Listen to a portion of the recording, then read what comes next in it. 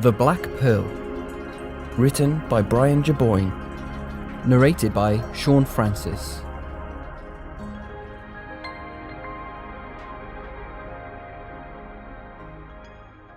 As he stood upon the wooden ship, his mind began to drift off and his body remained perfectly still, like someone posing for a portrait.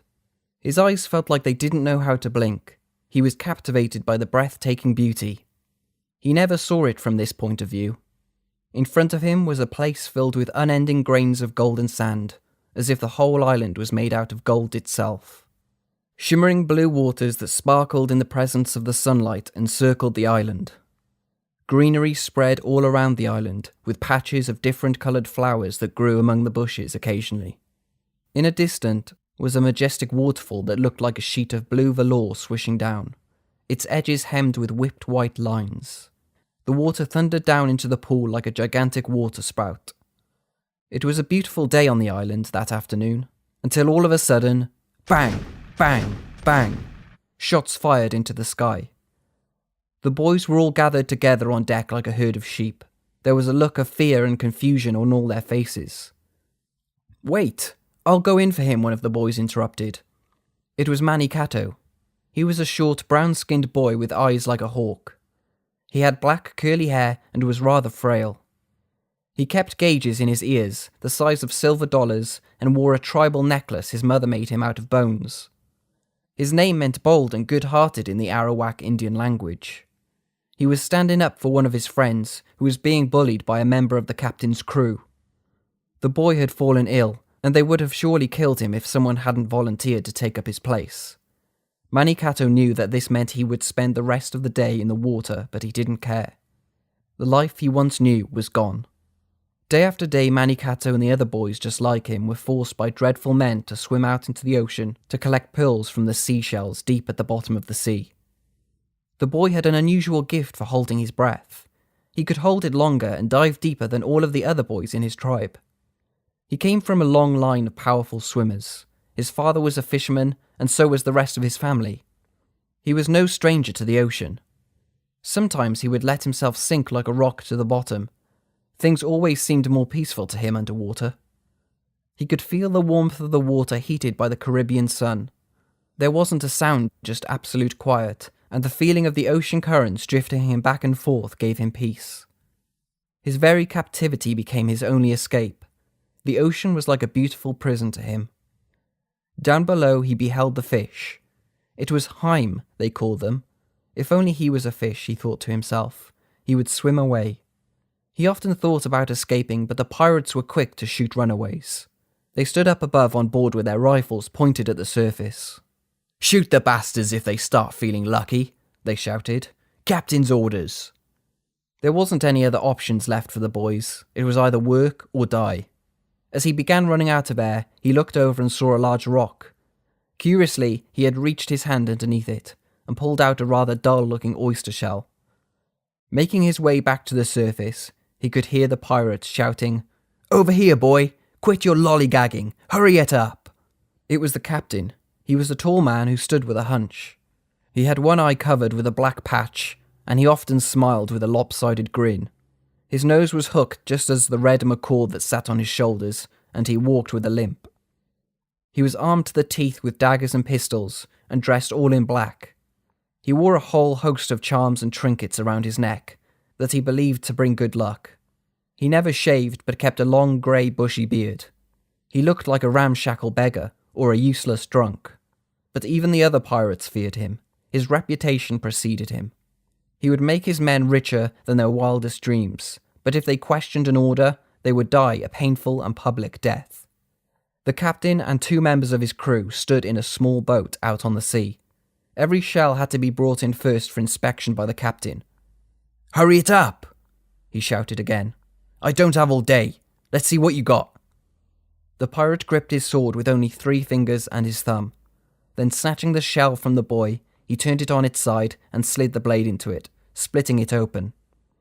"Ah, there it is," he said greedily. "Wait a minute. What's this? A black pearl? It's a curse. You've brought a curse upon me and my whole motley crew. Why, you—" "No," the boy replied. "I didn't mean to." Don't say another word. Start swimming." "No, please," the boy shouted, latching onto the captain's heel. "I said get," said the captain while pointing with his sword out to the open sea. "And take that blasted pearl with you, now." With that, the two members of the crew grabbed the boy by his arms and legs, then tossed him off the boat, while the others began shouting and lifting up their voices, saying, "Yeah, get out of here, you hear the captain." Shots began to fire off into the air. The boy, being frightened, turned around and started to swim, with the pearl clenched tightly in the palm of his right hand. It was just about nightfall when the boy finally stopped swimming. Up until that point, he had been too afraid to look back. He couldn't believe that he was still alive. He thought he was dead. He thought that one of the shots had hit him and that he would eventually end up foods for the sharks, just like all the others. Luckily, he made it out by the skin of his teeth. After catching a quick breath, the boy just kept swimming. But it wasn't long until a crippling fear took hold of him, giving him a horrible pain in his stomach. It was not the fear of being a small 8-year-old boy out in the open ocean. What frightened him the most was the thought of living the rest of his life free, knowing that his brothers were still slaves. That thought alone stirred up a whirlwind of emotion within him. Salty tears ran down his cheeks, dripped from his chin, and became one with the ocean that lapped his bare feet. He was determined at that moment to fight, and to lay his life down for his friends if he had to. Turning around, he began swimming back toward Cubagua Island. Lightning began to flash, and the sound of thunder could be heard, rumbling afar off. The boy's feet kicked in the water like a dolphin, and his hands cut through the waves with power and might. He kept swimming at top speed until finally coming within safe distance of the ship. He could see the pirates pushing and shoving the others one by one as they jumped into the water. Suddenly there was the sound of a shot fired, followed by a splash. The boy quickly began to panic. He knew what that ultimately meant. Tiburon. "You idiot!" yelled one of the pirates. "You know what happens when blood runs into the water?" Running out of time, he looked down into his hand. It was the black pearl. Without a moment's notice, he took a deep breath and swam back to where he had discovered it earlier. Once again, he reached underneath the large rock and found more of the same dull oysters. He kept a sharp eye out for his brothers, and just as one of them passed by, he grabbed hold of him and led them to the large rock. He did this repeatedly until the captain's boat became filled with the dull oysters. "No, this can't be!" the captain screamed as he opened the shells. "We're cursed! We're cursed! It's the curse of the black pearls!" One of the crew members just rolled his eyes. "Here we go again," he murmured to one of the other pirates. It wasn't uncommon for the captain to go on huge, superstitious rants from time to time. The crew had heard it all before. "Look," he extolled, "there's nothing left but the black ones. We have to get out of here. Hold the anchor! Batten down the hatches! We're leaving this bloody island." "What about the boys?" said one of the men. "Just leave them to the sharks," the captain snarled. The boy finally lifted his head up above the water, gasping for air. "There he is! It was you! This is all your fault. You brought this curse upon me and my whole motley crew!" And right then, he aimed his pistol right at the boy and fired a single shot. Pow! Afterward, the captain performed what seemed like a religious semantic. He always did it after using his pistol. He started by twirling the gun around his index finger 6 times, before switching it to the left hand, only to place the gun back into the holster on his right side. He always finishes by tipping his hat. He performed this all out of his own superstitions. Everything was going well until the unlucky moment he lost his hat in the wind. He went off chasing it all over the deck, staggering like a drunk man as the waves began tossing the ship to and fro. Flash! Bang! Were the sounds heard as the storm strengthened. The sky became pitch black and the gusts of wind blew with tremendous force. Losing his balance, Captain Webbs got his foot caught in one of the ropes attached to the sails. The unsecured rope sent the sail swinging in the wind and the captain along with it. The crew tried to regain control of the sail, but the force of the storm was too strong for them. "Get me down from here, you idiots! Get me down! Ah! Ah!"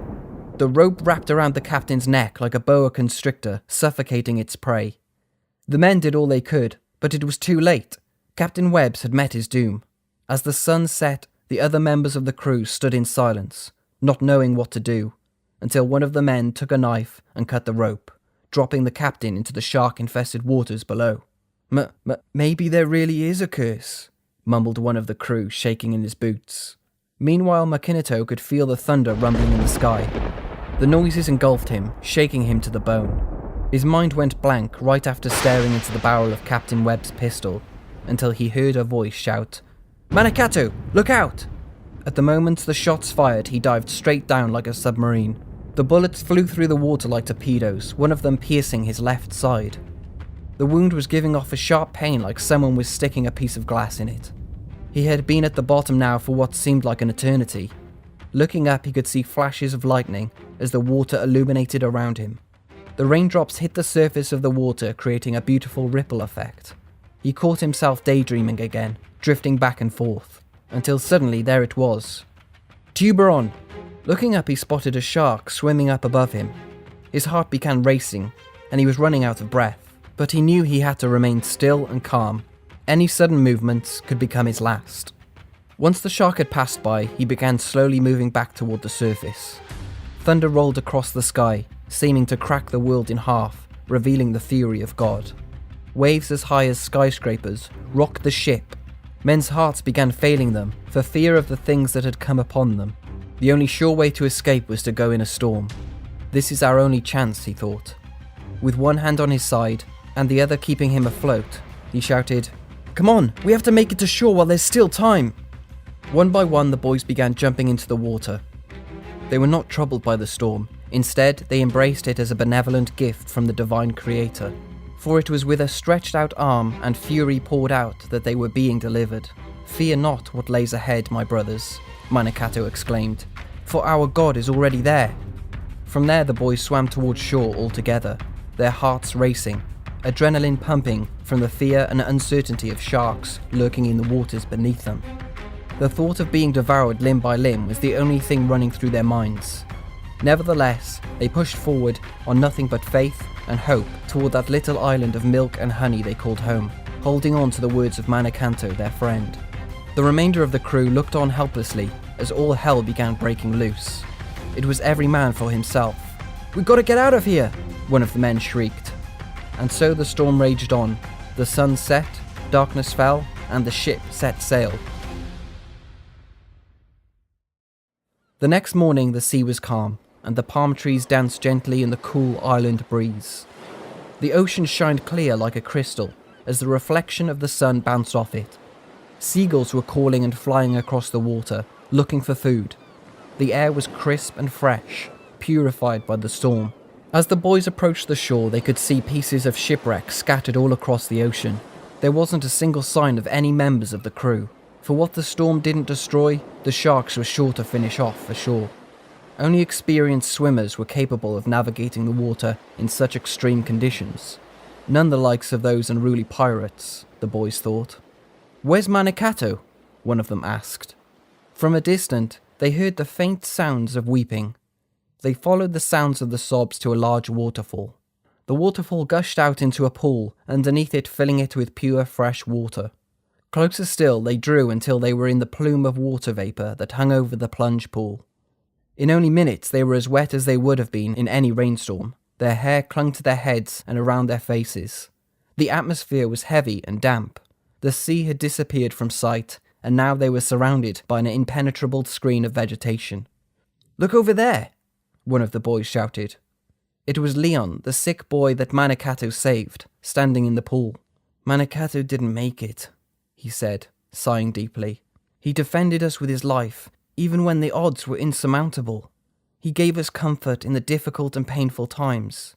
He never waged war, he only did what was necessary for a noble defense. His sacrifice will never be forgotten.